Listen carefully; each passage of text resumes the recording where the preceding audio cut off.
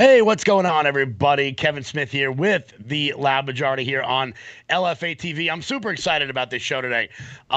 We haven't done this in a while, I don't think, but I'm really excited to have my partner in crime back here with me today. Everyone, you know him from the 10 o'clock hour here on LFA TV, Captain Deplorable himself, Mr. Shawn Farash. How's it going, brother? It's going good. It's nice to be. We should. I mean, we could start singing. We probably shouldn't. The boys are back in town. I don't think it would be. It's a Yeah, great we should song. probably leave the singing to like Oliver Anthony or something. Yes. Oh, a fantastic show. I'm sure that song is right up your alley. You like that folksy I stuff, right? love it. Ever since Tyler Childers kind of went woke, because it was during the 20. People got disappointed. They're like, oh no, Tyler Childers is woke, and I was like, it's so 2020, bro. Like you didn't see him do an anti-racism song during the George Floyd riots. Come on, guys. Look, he makes great music, Tyler Childers. So I really don't care if that is the thing, but this Oliver Anthony coming out of nowhere. And it's like an anthem, It's like, and people at the North Carolina Fair they were singing every word, and the song's only been out for a couple days. It reminded me of how they rule you with Tommy Robinson in the streets, hey, maybe that'll be what it is, maybe it won't. I hope it is, and we'll see. But the guy's super talented, so hopefully he comes to Nashville soon.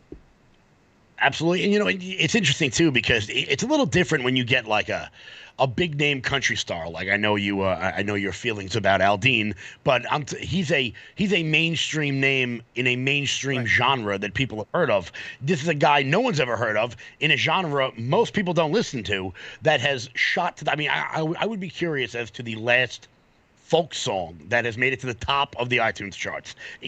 Might there be another? I don't even know. It was probably something by the Lumineers, if you consider that folk. Like back in the day, they were folk. They have that "Hey Ho" song or whatever, and they're no. I don't want to go down that road yet. It was too early in the show to start talking about Kamala Harris. No, they had that song. Yeah, the Lumineers were pretty popular back in the day. I guess maybe they would have been a potential group with the song the number one. Aldean, not a fan. I mean, but I always say this: look, if you're going to message against the left, like by all means, message against them. I'm not a fan of his personal choices. His music's okay.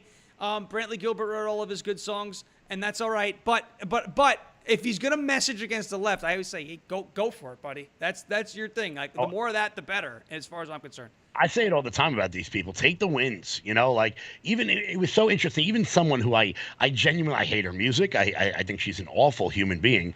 But a couple of years ago, there was like a viral clip of Cardi B being like, yo, where are all my tax dollars going? And it's like, whoa, I'll take that win, even though she's like maybe one of the worst people on planet Earth. I just think it's funny that even, and I was talking to somebody about it the other day about how we're really starting to break through on the cultural front, whether it's Sound of Freedom. I keep saying Sound of Music. It's definitely not, the hills are alive with the Sound of Freedom. But apparently there's they're going to come out with a sequel to it, to the Sound of Freedom now about human trafficking in Haiti. So you have what was the the last top three iTunes songs having some sort of controversy with the left, whether it was Fast Car by Luke Combs or Try That in a Small Town or now Rich Men North of Richmond. You have, at one point, the biggest movie in the world. I wonder, is culture starting to catch up with the people, or is it becoming more polarizing with that smash hit Barbie? I think there's a massive cultural shift happening, and I think it's been happening for a while. And I think you could point back to the 2020, 2021 COVID and post-COVID era. We saw it. We worked through it, right? We were, whether it was kids in masks or it was critical race theory or, how far ahead were we on sexual indoctrination of these kids? How far? We got put on freaking lists over it, right? Like, how far ahead? Oh, you people, you're remember Randy Marshall? I know, because she probably still watches your show all the time. Of course she does. She's got nothing else to do, right? Speaking of which, I've got some news about someone that we didn't even put together when this happened. I'm so excited. I can't wait about it. But I know they watched their show. Remember, they called me. You said the tea was dangerous. It is. I mean, we said it was, and we're finding out that it is. The culture has been shifting for a while, but I think there's a seismic shift going on right now, like huge. Because I mean, just go back to I always use this as like a kind of a line of demarcation, because like you said it, like Jason Aldean's a mainstream artist in a mainstream genre, you know, with a record label and a big name and a monster following. But the guy that I remember this year who kickstarted a lot of this, and people don't realize how big of a, you know, first domino it was to fall, was Ivan Provorov of the Philadelphia Flyers, because he doesn't wear the Pride jersey. What people don't know about that is immediately after he did that, Major League Baseball sent a memo to all of the teams in MLB and said, no Pride jerseys. I don't know if they said no because of what happened there. Gary Bettman, who's an idiot, I think he's one of the worst commissioners in all of sports, however, came out and said, well, we're not going to be doing any of the Pride warm-up stuff next year because it's too much of a distraction. And he kind of blamed it on the players that weren't going to wear it and make a spectacle of it. But what he really wants to say, he can't say it, is it's bad for business, right? MLB, no Pride jerseys. MLB, by the way, I'm a fan of the only team who hasn't held a Pride night since like 2003. And by the way, thank you for Max Scherzer. I would like to say that. What a Jimmy pitch. We actually talked about that yesterday on yesterday's show with Paul, how the Texas Rangers are the only team that didn't do a Pride night. But the Mets, actually, my beloved death trap that is Queens baseball, they made the Coca-Cola sign in right field a rainbow flag, as if, you know, ooh, well, now Coke is gay. So it turns out the fight's over. We've all won. And, you know, you talk about Ivan Provorov. It is so wild to me that it was the NHL, because of all the sports, hockey is the most international. And it turns out that most of the world is not down with what America has been exporting. I think it was about a year ago, there were articles coming out of French newspapers that were like, guys, America, you need to stop bringing this crap over here. And if we've become too sexually exploitative for the French, maybe we all need to just sit back and go, what the hell are we doing here? Yeah, and leave it to and of course it's going to be a guy like Ivan Provorov, a Russian Orthodox Christian. Like, yeah, no, he's not putting that jersey on. not going to happen. And then you saw Anthony Bass with the Toronto Blue Jays do it, and then and this is an example of how not to handle it, right? He stood up for what he believed in. He's got Christian values. He's very proud of his Christian faith, and was not happy with some of the Pride things and what the Dodgers were doing and that whole calamity. And he said something about it and received backlash. And you had to know that was coming, right? And then he records the hostage, please don't kill me video, and he still gets released. That's the point. He still gets released. So then you have Anthony Bass, who's like, oh, we got another one taking a stand. And then he kind of dials it back. But think about this. He was basically holding up a USA Today inside of a cave in Islamabad. Like, with al-Baghdadi. I mean, it was terrible. Who died like a dog. But you have that, and then you have what Neo did, where like he said something. Well, here's the difference, and I was just going to bring that up, not to cut you off, but the publicist statement from the Toronto Blue Jays was virtually the exact same thing as the original statement from Neo. I plan to better educate myself on the topic of transgenderism. And the same language came out. I'm sure it was the same PR firm, but Neo was just like, look, I'm good. First off, that guy had like 40 number one hits in the 2000s. He's fine. I promise. If Neo goes away, he's just fine. I remember MLK's, basically from like 18 to 25, just Neo playing all day long. Well, I love what Neo did, because he came out and he said, this is how I feel. That's how my publicist felt, but this is how I feel. And he basically just held them to the standards that they've created for themselves. He said, you have an opinion, you're entitled to it. I have an opinion, I'm entitled to it. Done. And you know what? You haven't heard a peep about Neo ever since. Because anyone who stands up Anyone who just says no, they move on. I mean, the famous example is Kevin Hart. Kevin Hart goes, I'm not going to apologize. They pulled the Oscars and then he apologized. So you lost out on what your aim was in the first place and then groveled afterwards. Now, I don't know, maybe it's because Neo, maybe his career is already over and he's fully aware of that. Kevin Hart makes movies faster than any human being that's ever lived. It seems like he's got a new movie out every week. He doesn't want to lose the deal with Chase Manhattan Bank, which I totally understand.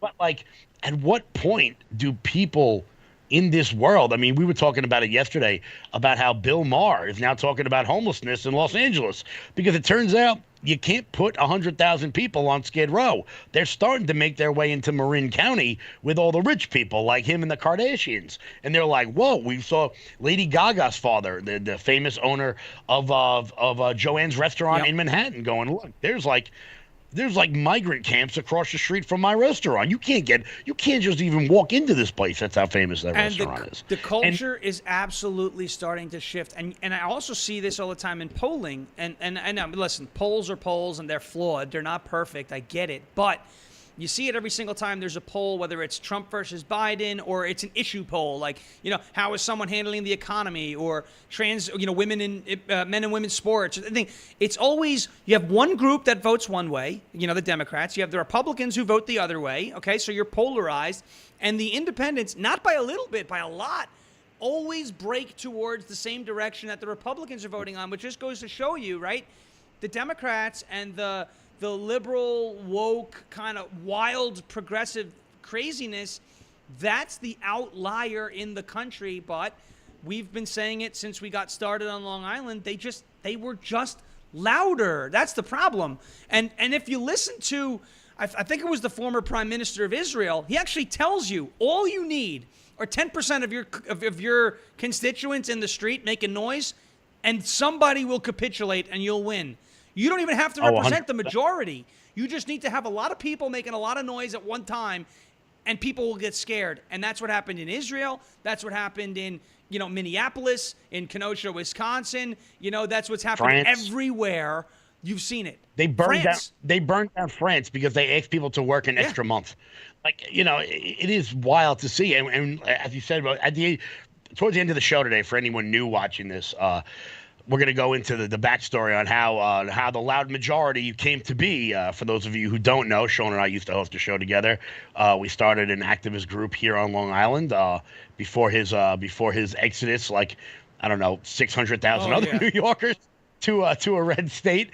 But we're going to get into how exactly we started and how we ended up on LFA TV, because I think the story is absolutely wild. I still tell people the story to this day, and they absolutely freak out. But before we get to that, guys, do hit that thumbs up button at the bottom of the screen. Keep sharing this video out across all your social media platforms. I'm so happy to be back here with my former partner in crime, Shawn Farash, jumping in. We should do this more often. It's a lot of fun. And before we get to the next story, guys, I want to talk to you all about the Kids Guide to Donald Trump. Look, you know that your children are not getting the education that they need when it comes to what President Trump did for this country in 2016 and what he will do moving forward into 2020. Your kids are going back to school in a couple weeks. Arm them with the knowledge they need to fight back against their leftist teachers. Go to jeremyfortrump.com. That's Jeremy, F-O-R, Trump.com today.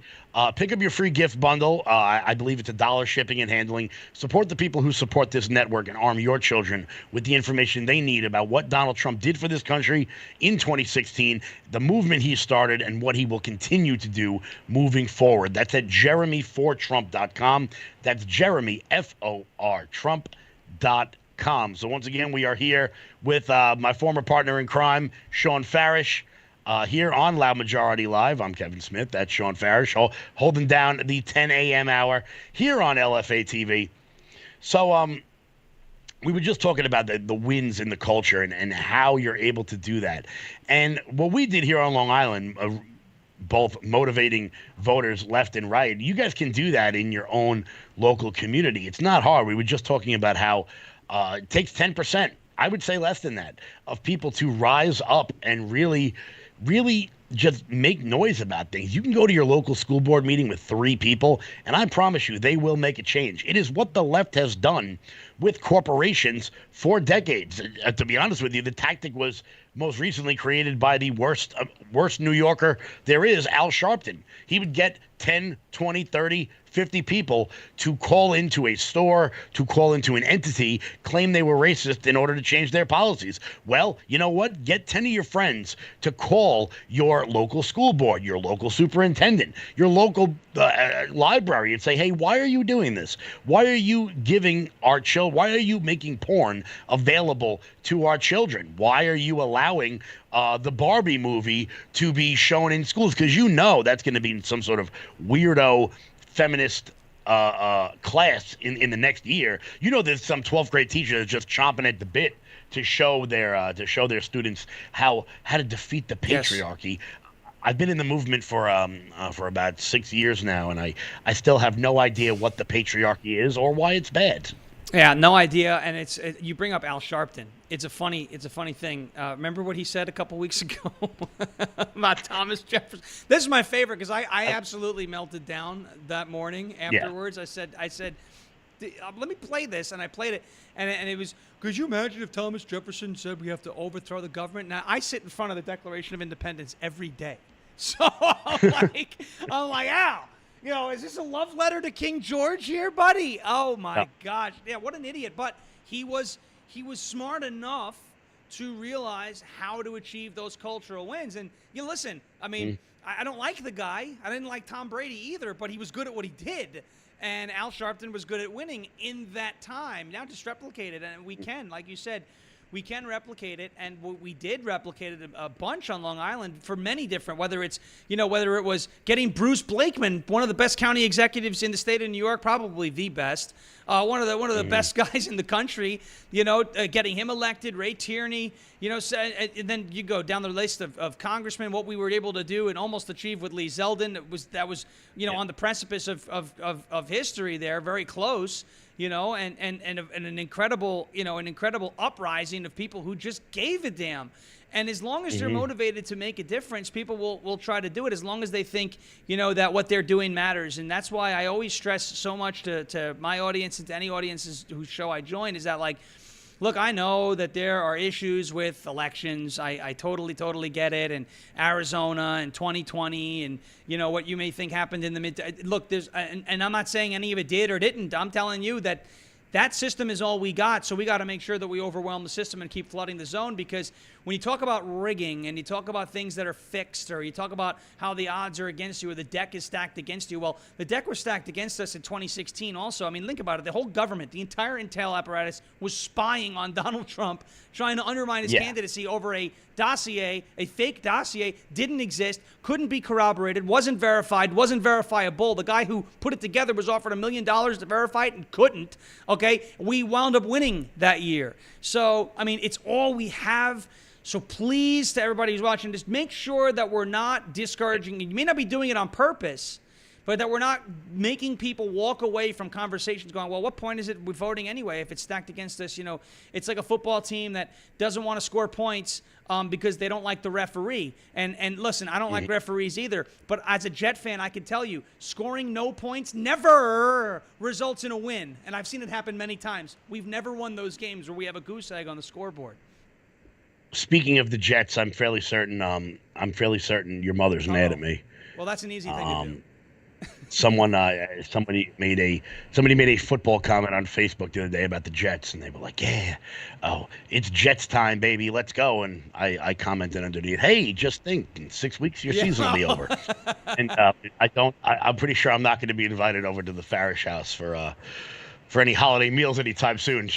I think she's quite mad at me. But it was, and it's so funny too, because people will say, well, what kind of difference can I make? And I'm gonna go out on a limb here, and I'm sure there are going to be people watching this who I think it's quite bold of me to take this stance.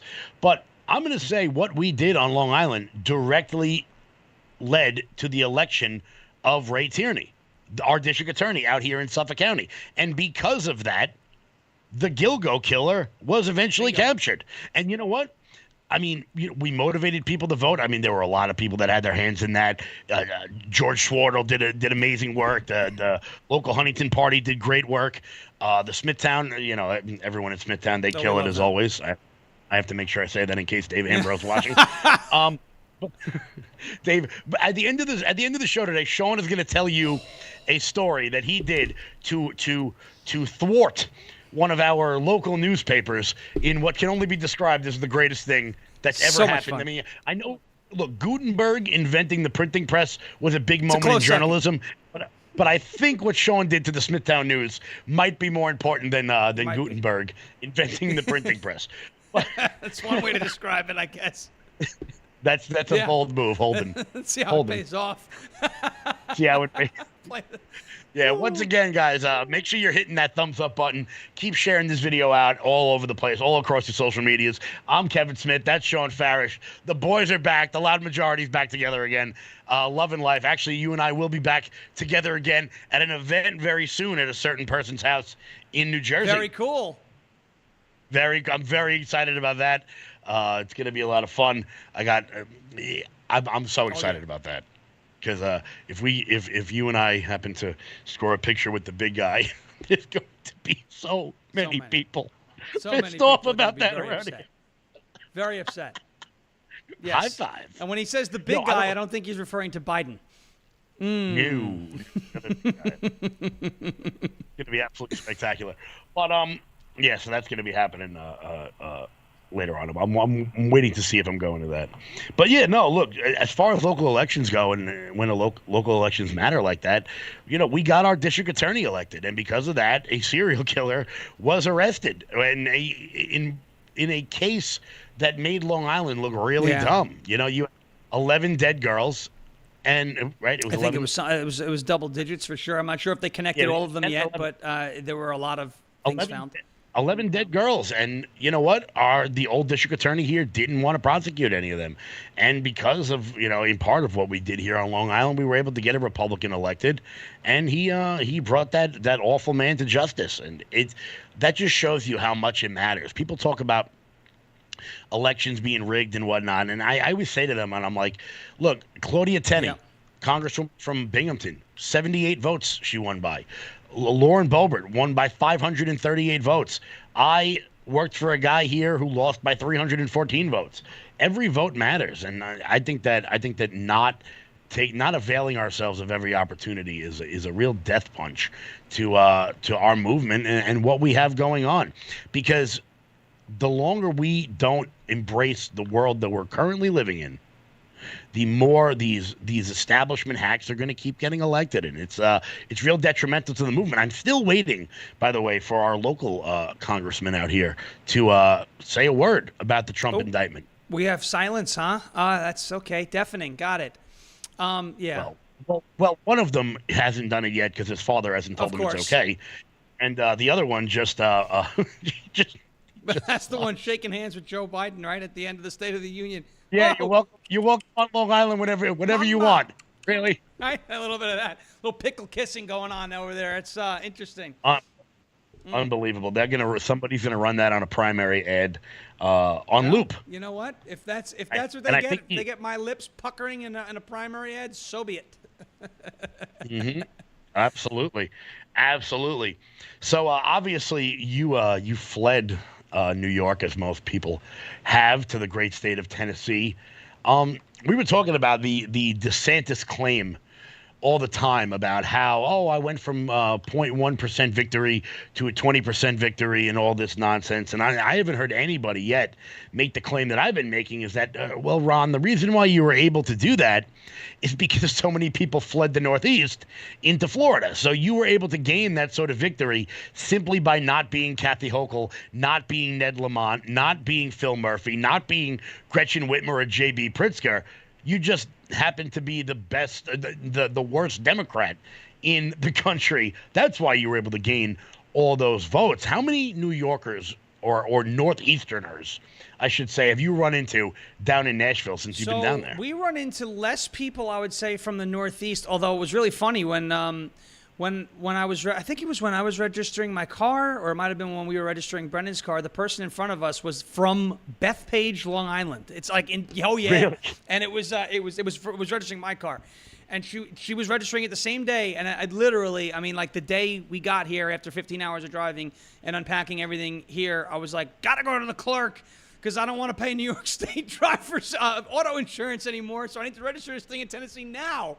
And then it went down by 65%. Could you imagine that? Just unbelievable.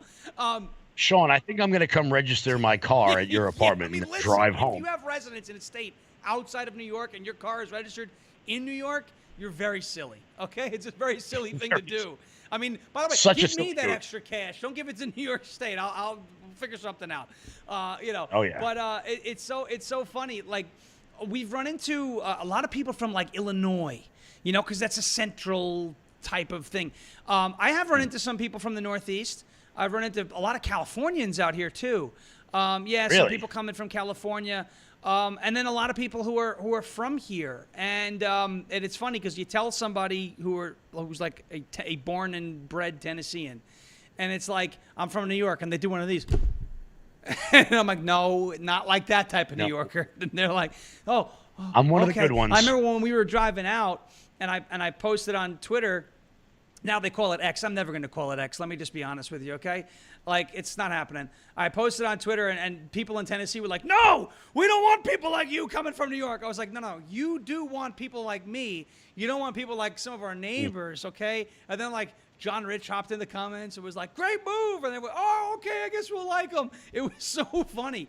But I haven't really come in, found many people. We do know a friend in the Williamson County Young Republicans from Rhode Island, and she's not a clam, as you would say, because not everybody from there is a clam over easy. Everyone from Rhode Island is just clams. It's a very nice person. A lot of people, though, that we have met have been from here, but the folks that have been from out of state have come from all blue states. I mean, they're not fleeing red state to red state. They're going from blue state to red state. And it makes a difference. And I mean, we somehow found a way to pick one of the two blue counties in this entire state to live in. So we're in Davidson County because it is Nashville. And the other one is obviously Shelby County, which is Memphis. But this brand of blue out here, Tennessee's brand of blue, is not the same type of blue as New York. But it's I will tell you this, it's getting there. We had a transurrection at the Capitol. Mm-hmm. There have been, demonstrations. There's going to be something really big next week here. Governor Lee is he called for a special session to discuss his latest red flag laws. There's going to be, David Hogg is supposed to be in town. I mean, oh, yeah. Oh. Yeah. Oh, the King Grifter. Bloomberg may be here. King of the. I say it all the time. Just because you went to school during a school shooting doesn't mean you survived a school shooting. I survived January 6th. Like, you were across the street in the bathroom, like, taking a leak. You were like half a mile away. That's not how survival works. It's like, I survived a hurricane because it hit South Carolina. It's like, but you live in Tennessee. It's like, but I still survived it. It's like, you weren't near it. Yeah. Well, I guess in that case, I survived the Donner Party. Despite the fact that it happened 200 years ago. It is wild to see how Democrats can really turn mountains out of molehills on everything except for the stuff that actually seems to matter. When we talk about the defund the police movement, there is a thing going on in this country where police are just running away from the job. I mean, I know at least 5 guys who turned their badges in. We talked about this yesterday too, but there's a news story coming out of Minnesota, which we're going to get to in just 1 minute. Before we do that, guys, hit the thumbs up button. Keep sharing the video out. Post it all over the place. Once again, Kevin Smith, Shawn Farash, the two founders of The Loud Majority, as the name of the show implies. In the last 15 minutes, Shawn, let me know when we get to that. We're going to tell the story about how The Loud Majority started and all of our fun stories for all the people who may not know. But before we do that, guys, I want to talk to you about the LFA TV store. Guys, Jeremy Harrell's having a huge blowout sale over on lfatv.us. Pick up your Rise coffee, grab your Armor of God shirts. You can't beat God hats. That's the best way to support this network and everything we've got going on over here. That's how we can provide you guys the content you guys want. That's how we afford to go to the Trump rallies. That's how we will be bringing you guys stuff from all over the place. I'm sure the New Hampshire primary, we will be on the ground up in New Hampshire getting the best interviews with all of the candidates who are running. So, guys, please do consider becoming a monthly donor over at lfatv.us. That's lfatv.us. I know Jeremy's having a huge merchandising blowout sale. Head on over there, lfatv.us. Thank you guys so much for the support, as always. Remember, guys, keep hitting the thumbs up button at the bottom of the screen. Keep sharing this video out all over the place as we bring it on back in. But as I was saying, the demoralization of police departments all over this country has led to a mass exodus. There's probably been nothing like this so far. Apparently, a Minnesota town, their entire police department resigned, leaving the chief with 0 prospects. In Goodhue, Minnesota, a small town in the southeastern part of the state, lost its entire police force after the chief and other members of the force handed in their resignation. I think we're all a bit blindsided, but we're resilient and we're moving forward, said the mayor of Goodhue. Police Chief John Smith, who will continue to serve in the position until August 24th, told city officials that he could not find anyone to sign up for the police force. This has been 3 weeks now when we have 0 applicants. I have 0 prospects. I've called every PD around for the youngest guys out there getting into the game. No one is getting into the game. If you want to keep the PD, and there is something we want to continue going with, if you want to keep the PD, and this is something we need to continue going with, something needs to change drastically and dramatically. And it's got to happen now. I don't know why I just said "got" like I was your cousin from Boston. But I don't know why I said it that way. But look, why would a person ever become a police officer in a state where the attorney general is, and this is a bold statement, a terrorist, Keith Ellison? Why would a person ever join the force under those sort of circumstances? Well, it's again, wild. this goes back to what we talked about in the first segment, right, about this cultural shift. And this is the other side of that cultural shift. While there's a lot of good things happening in places like Atlanta and Chicago, and I'm not saying that those cities are being run well, but there are the people on the ground there, a lot of the folks who live there in those communities are starting to realize what is going on. I had Misha Maynor on last week. She's the Georgia state representative who in May tweeted that she was an America First Democrat. And I said, she ain't going to be Democrat for very long. And then about a month and a half later, she walked away from the Democrat Party. And she had mentioned that she'd been speaking to, constituents there in her district. By the way, a district that is, like 95% Democrat. Like it's one of those like just blue as all hell districts. But she ran as a Democrat, get this, back when she first started getting into the game, as in politics, she ran as a Democrat running on school choice and safe communities. So, and she's going to run as a Republican running on the same thing, and she thinks she's going to win. It's still going to be tough to make sure that the entire district, can see past party lines, but she thinks that they will because it's not necessarily what party she believes. She says not necessarily what party these people are going to vote for, but what they're running on. Chicago, you saw the same thing. There was a whole community in Chicago basically just flipping out because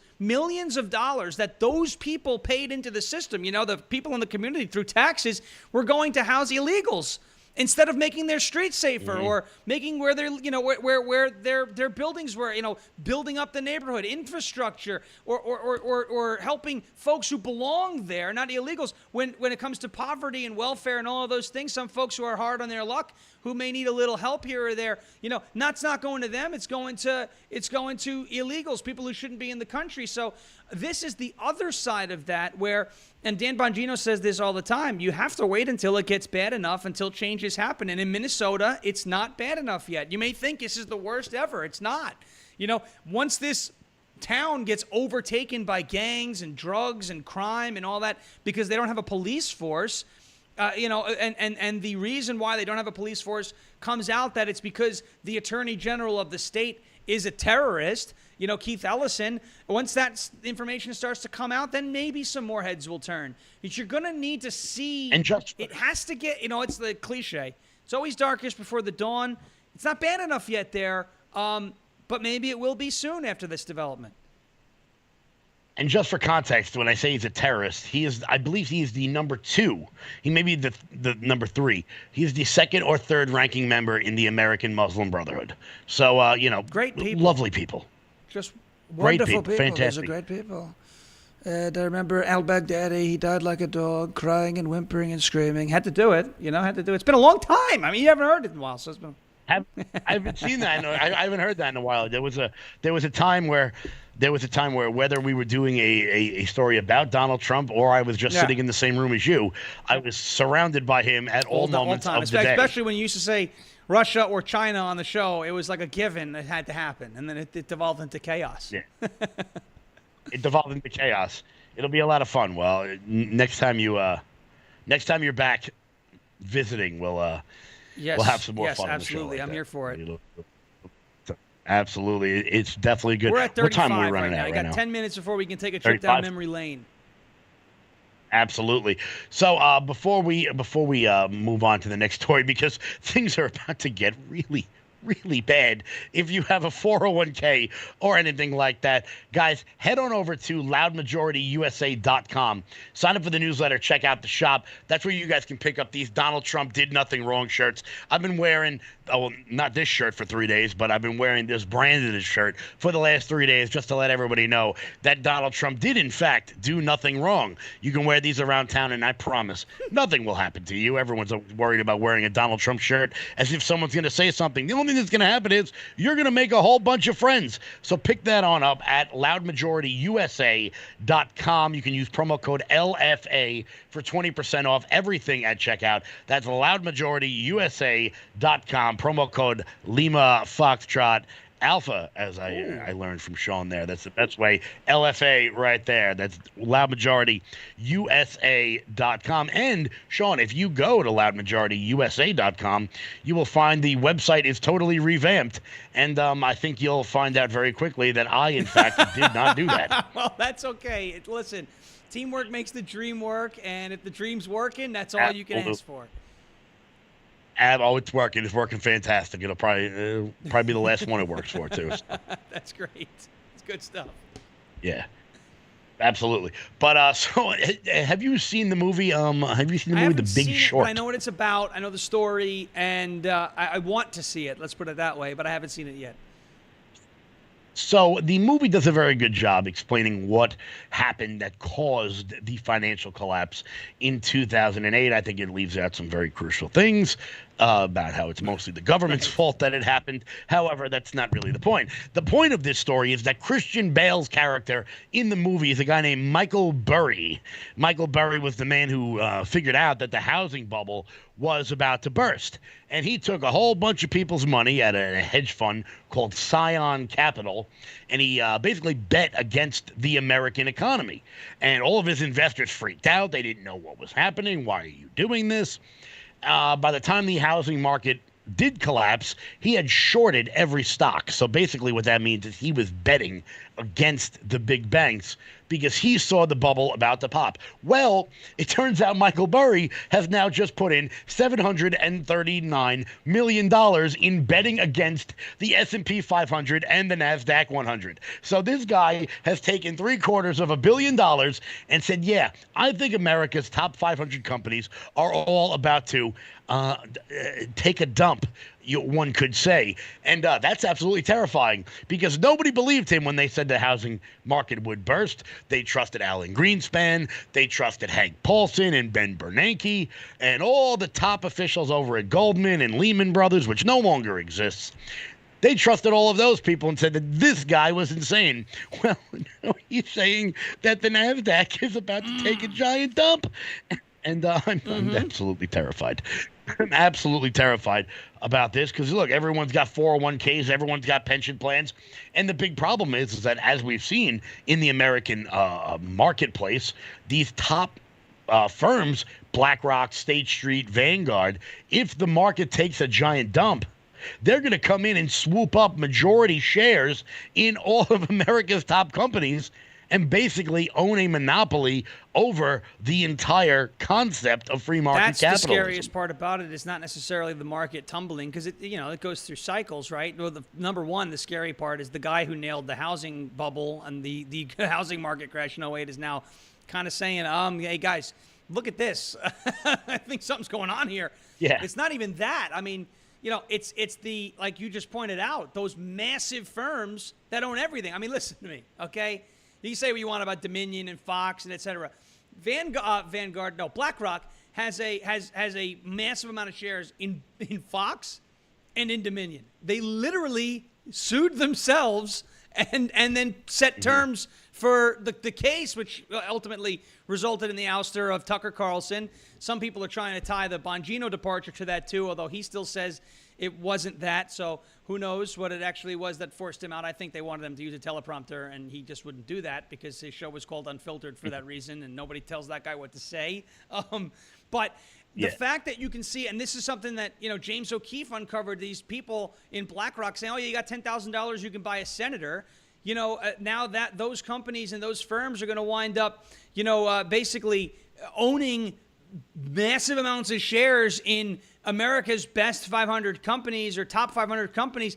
That's scary because, like you said, that basically eliminates the free market, or at least it handcuffs it or ties a ball and chain to it, and that's terrifying because then we have, again, less of a say in just about the entire market. And I don't want to see that happen. I like the free market. I don't like the BlackRock, State Street, Vanguard market. Look, they always said back in the COVID era to trust the experts. I'm pretty sure this guy, he nails the housing market crash in 2008. He would qualify to me as an expert and not a Fauci expert where, like, he's wrong on everything. Like, he tends to be right on things like this. So if that's what's actually coming, if that's what's lurking around the corner, no, I don't want to see that happen. And especially, no, I don't want to see that happen because those massive firms like Vanguard and BlackRock and State Street and those, those huge companies that'll just swoop in and buy these shares on the cheap, and they'll be able to control everything. And that's not what we want. Mm-hmm. It's so terrifying because we went from banks being too big to fail to now hedge funds being too big to fail. And it's like, no, guys, it turns out everything can fail. Everything can fail. Everything must be tested. Now, what I'm really curious about is that when this bubble bursts, because there's no possible way the Federal Reserve, and this is a much larger conversation, but there's no possible way the Federal Reserve can continue to inject fake money into an economy, propping up a stock market, and expect that this bubble is not going to burst. I would be curious to see if when there is another housing market burst like 2008, if Occupy Wall Street type people look a little bit different than they did back in 2008, because back then they were very much the socialist kind of hippie people. However, now I think that if they were that sort of thing, I think that the protests down at Zuccotti Park would be led by people like us. I think they'd be led by the sort of populist right, because if you listen to guys like Steve Bannon, who is basically the leader of the populist right after Andrew Breitbart died,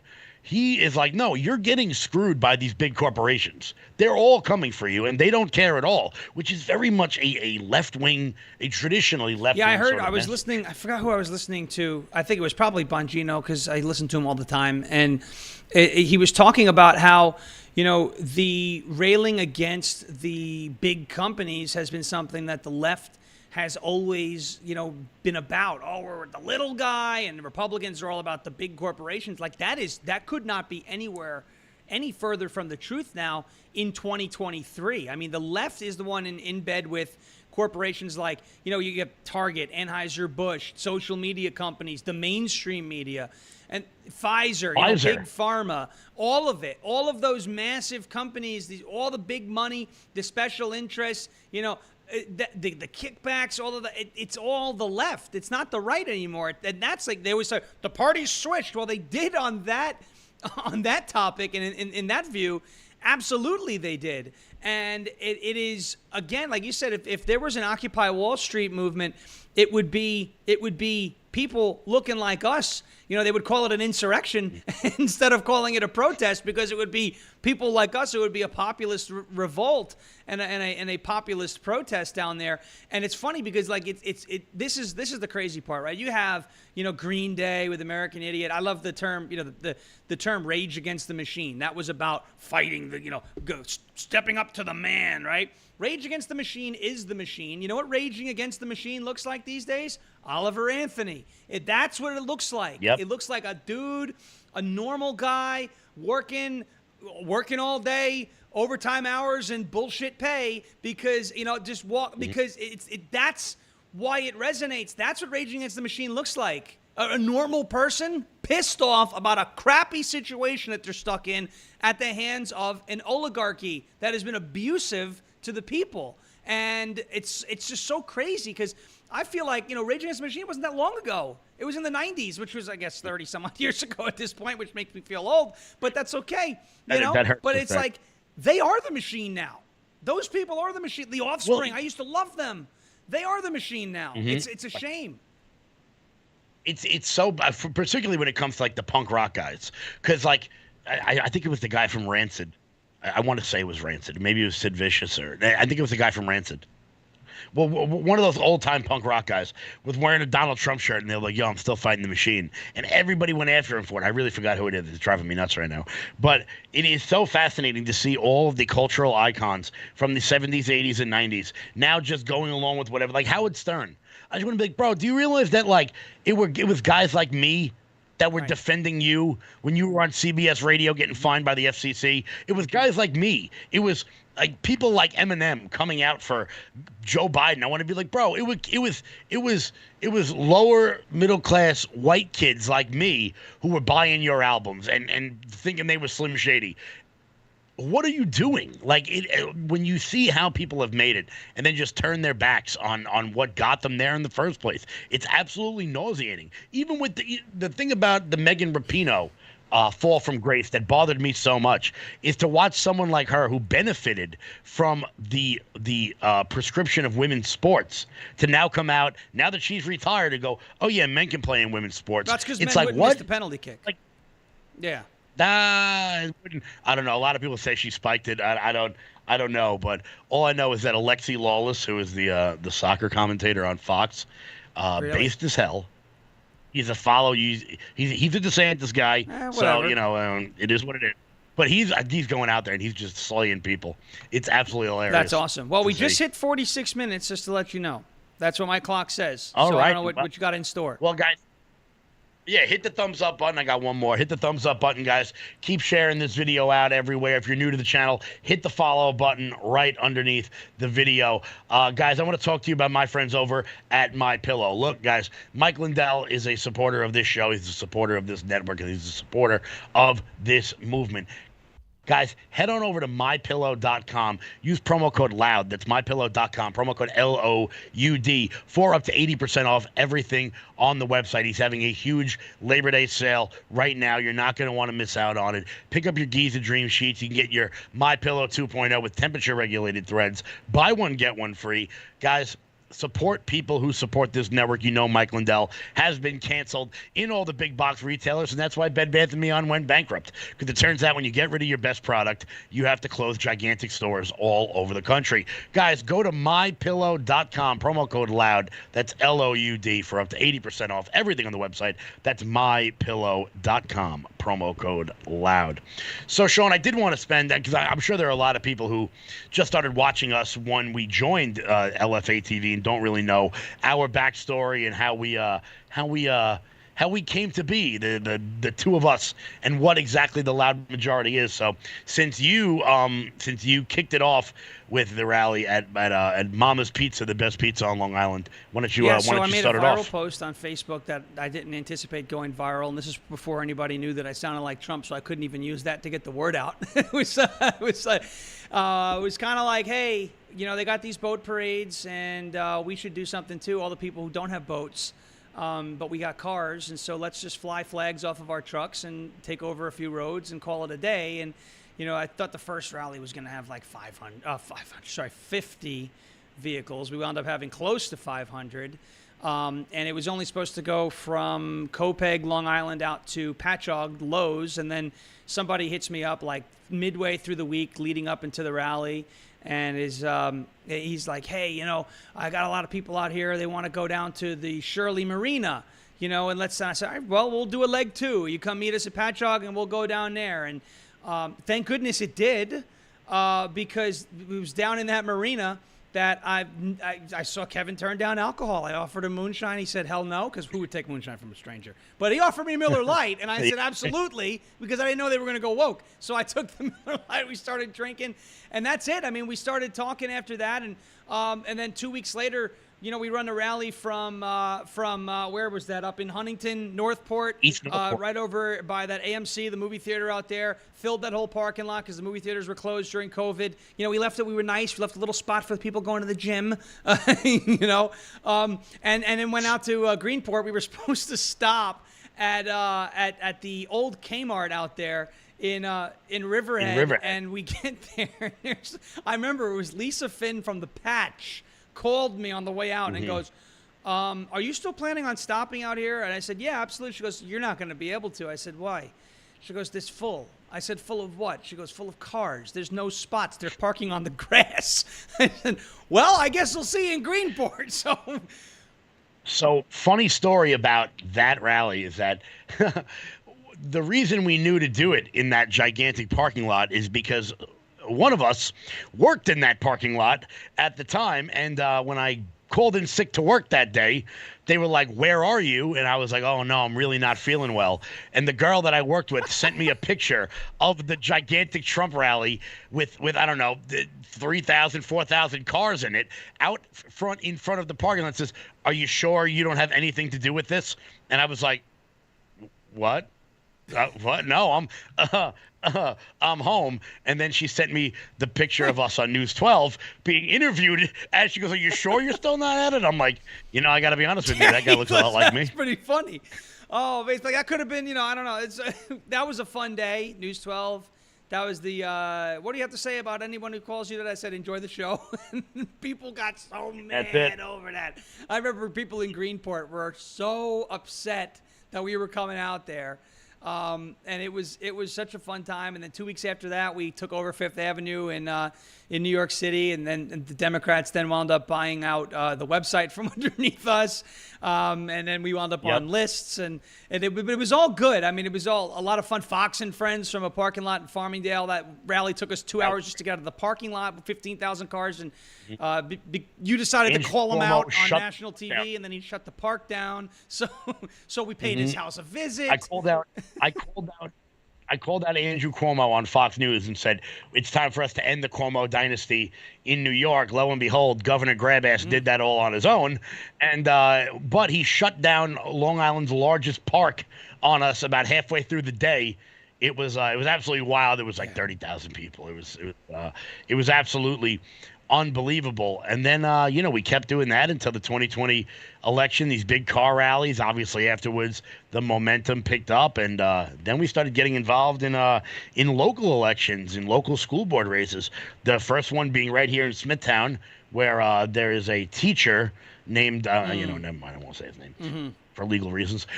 But he claimed that he was a member of Antifa. And we decided that we were going to go up to that school board here in Smithtown and cause a bit of a ruckus. Eventually got 3 people elected to that school board in a very tightly fought race. We ended up knocking off the school board my former athletic director at my high school, which he was not too thrilled with, as he attempted to run me over with his car later that night. But he wasn't too thrilled with that at all. But once we got involved in local elections, then we started to gain a little bit of national attention, particularly one individual in particular by the name of Chris Hahn. You remember him? Yeah, I remember. Yes. Well, Chris Hahn, he hosts a podcast called The Aggressive Progressive. And, for years, I remember thinking to myself, how does this guy know who we are? He attacked us on a local radio station. He used to be on, for those of you who were avid Tucker fans, like Shawn and I, he was the bald guy who would come on and argue with Tucker all the time, and Tucker would laugh at him. That's exactly what used to happen. it turns out that he is married to a Democratic Suffolk County legislator, and that's why he knew who we were. He was married to Carahan. Now it's starting to make sense. Which I didn't know until about 30 hours ago. When she resigned, I was reading an article about her, and it said, "Oh, the wife of a progressive podcaster," and I was like, "Wait a minute, kidding me right now?" And then, yeah, so we got involved in all the local elections, and then we found out just how swampy the swamp really is, how swampy local politics can be, and I'm sure a lot of the people that are watching this right now know exactly what I'm talking about how hard it is to break in to your local Republican Party, and how sometimes you got to go about things on your own, and you got to stand up for what you believe in and not go along with the crowd. There were a lot of people who started with us in the very beginning of this loud majority movement who drifted away and just became party hacks. Particularly, really fat ones who like watching birds fly. I think I might know who you're talking about, and that guy or gal might be, might gobble, be a fan gobble. of Thanksgiving. Yeah. Gobble gobble. But yeah, no, it was sad to see how many people actually got sucked in by the party apparatus, and to watch it happen in real time was really sad to see, because as I so eloquently said to one member of a not old Republican organization, I said, look, if you guys want to stay little fish in little pond, that's totally fine, but Shawn and I'll go to Mar-a-Lago and meet the president. We kind of did that, and it turns out in order to do that, all you've got to do is be yourself. All you got to, for anyone watching out there, I promise you, if you start one of these movements on your own, like we did with the loud majority, there will be great people out there who are willing to help you along the way. We ran into people like Dave and Casey Lipsky, John Cafaro, Dana Diffendale, some of the greatest people I've ever met, who helped us basically, without getting too sentimental about it, live our dreams. I mean, this is what you've always wanted to do. It's what I've always wanted to do. Good people will come along to help you along the way if you're willing to put in the work. There are so many people that pulled up to me and Shawn over the course of the last couple of years and been like, "Look, I love what you guys are doing. I can't do this. I wish I could. Whatever help you need." And it turns out that, and they meant it. They couldn't come out publicly and support us because we were a little bit nuts. It was totally fine. And once we ended up on the Southern Poverty Law Center anti-government extremism group list, which next year we actually get a trophy. Nice. Shawn. I'm excited. I want to, I want one. 3 years in a row. And not just a participation trophy. Nice. No, a real one. You are labeled. Me and Jack Posobiec are talking about how we're both on the list, and he's like, "Bro, I have my own page." And I was like, "Okay, so maybe I'm not you yet." All right, that's no big so deal. Funny. But so for everybody watching out there, just know that you can start something like this on your own. And then we were welcomed into your family, the LFA family, here when we were doing the show together. When Shawn left, we decided to do two separate shows, one from Nashville, one from back here on Long Island. And Jeremy Harrell's been absolutely incredible to the two of us. When Shawn left, he didn't have to keep me on, but he did. And I think it's we are going to the moon and back, and it's just because of authenticity. It's just because we all collectively decided on our own to be ourselves, and I think that's what everyone needs to do if you want to make a real change in this country. The bottom line is, we talked about Ivan Provorov. Get up and start dancing, because someone else will dance with you, and then the rest of the people who are watching two crazy people dance go, "You know what? It looks like those two crazy people dancing are having a lot of fun. Let's go dance with them." And the next thing you know, you've got a movement and a dance party going on. And that's just how it always starts, viral trends and viral songs and viral videos. It always starts out with the first or second or third share or like or comment. and then it picks up steam, and then it rolls. I mean, Oliver Anthony, I like to bring him up because he's the latest overnight success, but man, does that man deserve it? And so many people have seen the same things happen, whether it's, Charlie Kirk finding a way to start Turning Point, or, James O'Keefe doing Veritas, and obviously that didn't work out, but he's still doing, OMG, O'Keefe Media Group, and he's far better off now, probably than he ever was. And, whatever it is, there are movements and there are organizations that are started from people, and you got a lot of people. Why would you do that? You know how many times people, you're going to do a rally with flags on cars? That's lame. I'm like, all right, whatever. We're still going to do it. Like, it's all right to do it. And then look what it turned into, and the results and the ripple effect that it had, and the amount of people that it touched, and the opportunity that it not just gave us, but gave other people too. I mean, folks and friends, some of whom you've named, have children and family members involved in local Turning Point chapters who are continuing to make a difference today because of what they were able to see, being a part of some of those rallies at a younger age and being motivated to do something like this themselves. And that's what it's all about. It's about passing the torch, inspiring future generations, and inspiring it to move on. Before Shawn tells, I'm sure we're coming up on time here. 59. Before Shawn tells the funny story about what he did to our local newspaper to make them look like absolute jackasses, I would be willing to bet everyone watching this right now, if you went on your Facebook, which would, I assume, be populated by your local community, and said, hey, I'm having a barbecue this Sunday. If you support Donald Trump, come over. I'd be willing to bet you would get 150 people in your backyard. No one would come to cause a problem. You would make new friends. You'd run into old friends you haven't seen since high school. And right there, you got yourself a school board race. Right there with one post about a barbecue.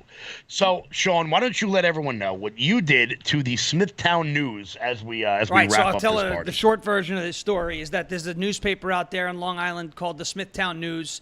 It's run by a complete idiot. A guy with a very low IQ. As a matter of fact, you know what? I don't know if I have it. I'm going to see if I can have it while I tell the story. I may have the score of the game, which we always used to say, who won this football game? I may actually have that still in my queue. Yes, I do. As a matter of fact, here you go. Take a look at this as we roll over. Who won this football game, ladies and gentlemen?